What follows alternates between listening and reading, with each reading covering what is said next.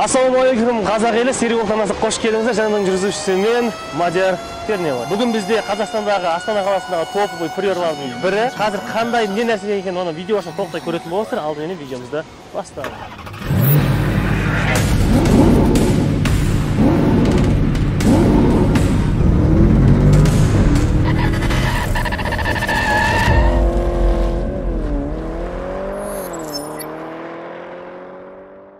Жалпы айтқан достар, бұндай негізі приораны әлі Қазақстанда ешкім аузарға шығарған жоқ. Десек те Ресейден блогерлер келіп бір-екеуі түсірді.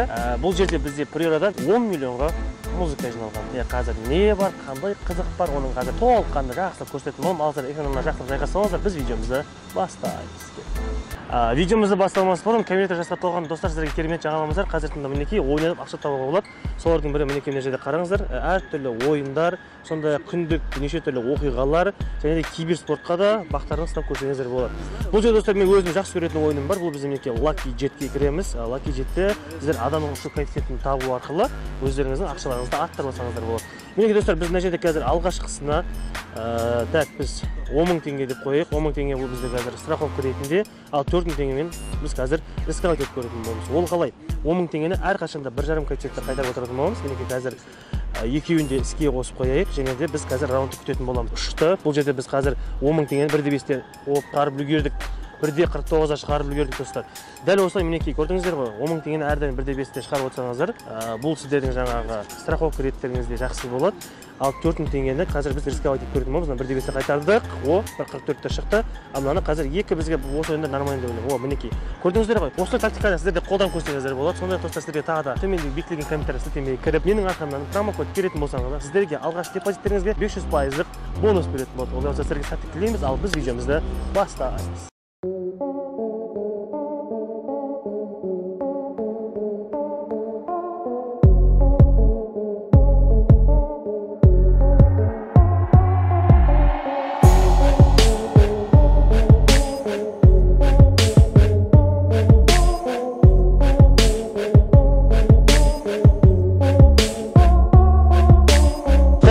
Достар, бұның біз енді алдыменен капоттан бастайтын болсақ, капотта бізде мінекей өзіміздің, как обычно, столкой 126-лық моторымыз бар, 16 клапанды, өзінің аккумулятор артқа тығып тұрған, сондай-ақ 3 секциялы литий бар.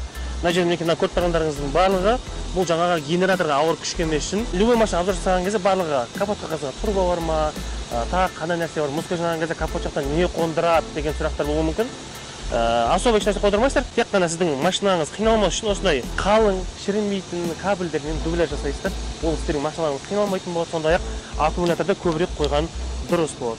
Олай болса капотта бар айтарымыз осы, олай болса ең қызығы салонға көшіп кетейік. Капотта көріп тұрғандарыңыздай, бұл машина бізде King Sound автозвук Астанада ДТЛ-ның арқасынан жарыстарға қатысып жүр қазіргі таңда. Бірақ осы жаздың қателеспесем мінекей лобовойдан қарап тұрғандарыңыздай 3 жарысқа қатысты, бірақ үшеуінде де екінші, үшінші орын алған. Бұл Ресейден әкелінген көлік. Бұл полный музыканың барлығы сол жақта жиналды.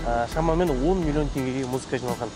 10 миллион теңге қандай музыка бар, не нәрсе, ол салонда әрине. Олай болса, қарсы алыңыздар. Мына жерде мен көріп тұрғандай, бұл жерде аватардың өзінің пеш алқылары, Альфредтің жаңағы фронттары барлығы жиналған, бірақ десек те негізі толыққанда осындағы жігіттердің өздерінің ақпарат ретінде кішігірім қазір өзі бір-екі ауыз айтып кетсе. Тут 16 пар Сильвестров стоят, слушайте, в первых SQL. 16 пар, 16 динамиков и 8 пар рупоров. Они все работают, да? Да, на каждую дверь по 2 усилителя. Усилители расположились у нас под сиденьями. Здесь стоит еще одна секция лития, и с той стороны точно так же все.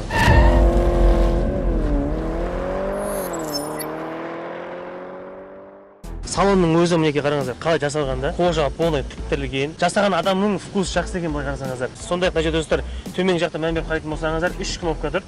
Бұл біріншісі бізде генераторды қосып өшіру, екіншісі жаңағы біздің музыкаларды қосып өшіру, үшіншісі буферді қосып өшіру. Енді музыка қосқан кезде әрдайым біздің бәрі айқайлап жүрмес үшін жеке-жеке кнопка қойып қойған. Сондай-ақ мына жерге мән беріп қарайтын болсаңыздар, кішкене негізі желінген, өйткені мына музыкалар кедергі жасайды, бағдаршам ашылмай қалмасын деп мінекей барлығын как положен кесіп, өзіне ыңғайына келіп істеген. Және де достар, ең басты айтатынымыз бұл бізде арқа жақта 8-15 размерлі аватар динамиктер. Машинаның өзі буфері ғой, былай қарасаңыздар. Сонша қатты буфер ұрған соншалықты, кейде мына машинаның багажының зазорлары кетіп қалған. Ой-бай, ема. Серьезно открыто? Да, тяни. Нифига себе. А я закрылся, походу. Я же Закрылся. его открывал только что. А ну багажның өзін. Ну, тут у нас 4 усилителя, Kings Audio, 2500 на каждый сабу. Ну, на сабовое звено. Каждый усилитель на 2 саба подключен в 2 Ома. 2 саба, 1 усилитель, да? Да. Ага. Здесь получается 8 динамик на 4 усилитель. Түсінбегендер үшін тағы да қайталап кетейін, достар, бұл жерде біздің буферде 8 динамик буферге 4 усилитель қойылған. Яғни айтқанда әр 2 динамикке 1 усилительден. Мінекей бізде буфердің динамигіне Kings Audio усилителер қойылса, ал алдыңғы жаңағы музыкаларға айқайлап шыңғып тұратындар қандай усилитель қойылар? Олар қайда дейтін болсаңыздар, жаңа ұмытып кеттік көрсетуге. Олар бізде достар мынау алдыңғы сиденьенің астыңғы жағында. Бұл жерде достар бізде апокалипсис усилителер қондырылған.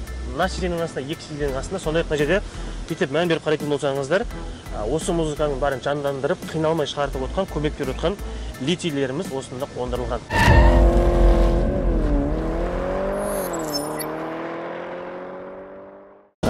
Кез келген буферден достар қарайтын болсаңыздар, ауа шығарып тұратын тесігі болады. Мына жерде машинаның өзінің тесігін қалай істеңіздер қараңыздаршы. Мына тесіктен ауа деген жаңа олай болса бұл жерде ауыз толтырып айтатын нәрсе осы. Бұл жерде ең басты қызығатынымыз достар, ойлаңыздаршы, мынандай приораға 10 миллион теңгеге музыка жинаған. Адам таң қалдырады. Ең басты енді музыканың дауысы қалай шығады? Көреміз ба? Олай болса қарсы алыңыздар. Қазір біз көліктен қателеспесем 15 метр арда тұрмыз. Қазір біз арғап сандап кете береміз. Қанша метр кейдің музыкасы қатты шығады екен. Және сондай қана жерде бізде көліктер тұр екен. Көліктерге әсері бола ма? Қазір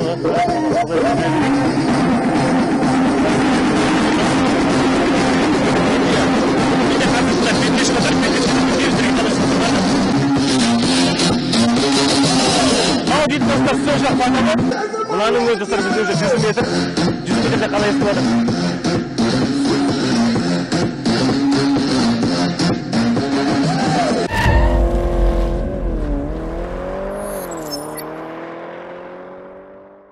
Ал достар, негізі бұндай удар ұрғаннан кейін қалай машина ұшып кетпейді, қалай вибрация болып, шашылып кетпейді, терезесі сынып кетпейді, неге орнынан қозғалып кетпейді деген сұрақтар мазалауы мүмкін. Жалпы машинаның өзі полный мінекей. Бұл әке бір корпты қоя салмаған. Машинаны полный буфер қылып сияқты жасаған, жаңа шеттерін барлығын корпусқа жабыстырған, шеттерін барын қаңқаларын, каркастарын қатайтып, удар ұрған кезде жаңағы багажды ұшырып жіберетін болмаса, жаңа кейбіреулер болады ғой, кейде крышасын жыртып жіберетіндер, ондайдың барлығын ескерген, ондай қауіпсіздіктің бәрін қолға алған. Мінекей өздеріңіз көріп тұрғандарыңыздай темір мен каркастарын бәрін қатайтқан. Яғни айтқанда бұның барлығы жаңағы сіздің қауіпсіздігіңізге жауап бере алады. Және де бұның ішінде жаңағы буфердің ішінде полный темірмен, стекловатамен барлығы толыққанды қапталған. Қысқасын айтқанда достар, бұл жерде ешқандай қорқатын нәрсе жоқ. Барлығы четко,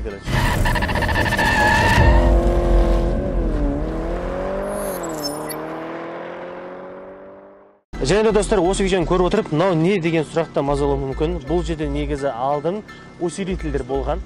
Яғни айтқанда усилительді осының ішіне қондырып қойғанда, керек кезде шуруппен ашып, настрой етіп қайтадан салып шуруппен қатырып жүрген.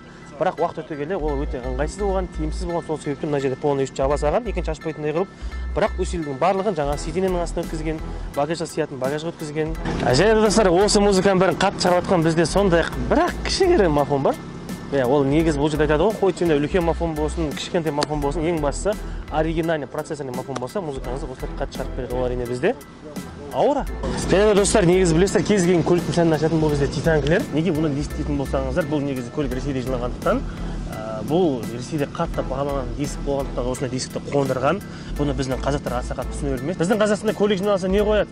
Торус қояды, сол баяғы. Рельс қояды, болмаса бір Востон қояды. Размері бізде 195-50-15 размерлі дисктер. Енді Қазақстанға әкелінген екен, алдағы уақытта мүмкін хозяинның айтуы бойынша ауысуы әбден мүмкін. Ауыспаса да мына дисктің өзі де жаман емес.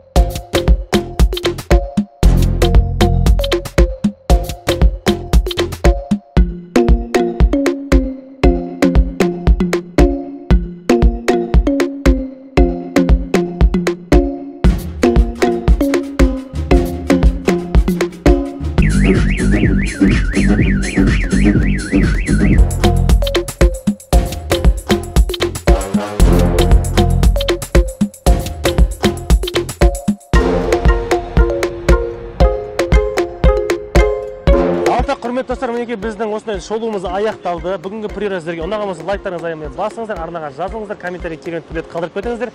Ал болса біз сіздермен қоштаспаймыз. Жай ғана келесі кездескенше аман сау.